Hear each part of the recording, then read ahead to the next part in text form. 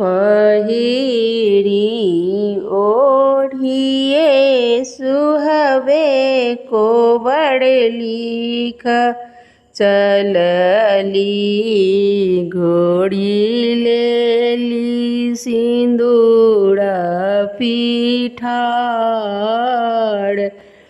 हे पहिरी ओढ़िए सुहवे कोवड़ लिख चलली लेली सिंदूर पीठाड़। हे चारू कात लिखल सुहवे इनती मिनतिया बीचे ठम पुरैनी कपात। हे ताही कोबर सुत गेला दुल्हा श्री राम दुल्हा पीठी लागी सिया सुकुमारी। हे ताही कोबर सुत गेला दुल्हा श्री राम दुल्हा पीठी लागी सिया सुकुमारी।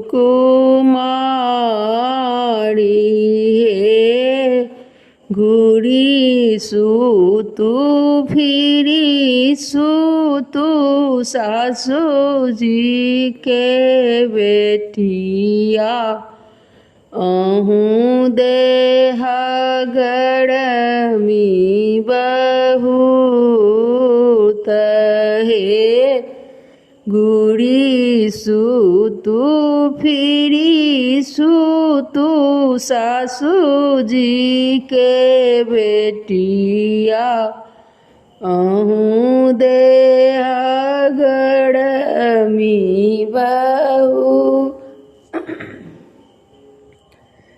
तहे तब बचन जब सुनलनी सिया सुहवे सेज छोड़ी भुइया लोटी जाथी। हे एतबा बचन जब सुनलनी सिया सुहवे सेज छोड़ी भुइया लोटी जाथी। हे अंगना बाहरते तुम्हें से लखी गे चरिया शर हो जी दिया ने बजाई। हे आवथु सड़ हो जी बैसथु पलंग चढ़ी देखी ले थू ननदो चढ़ी। त्रहे हमरो ननदिया ननदोसी गंगा जी के मांगल से हो कोना सती कुबोल। हे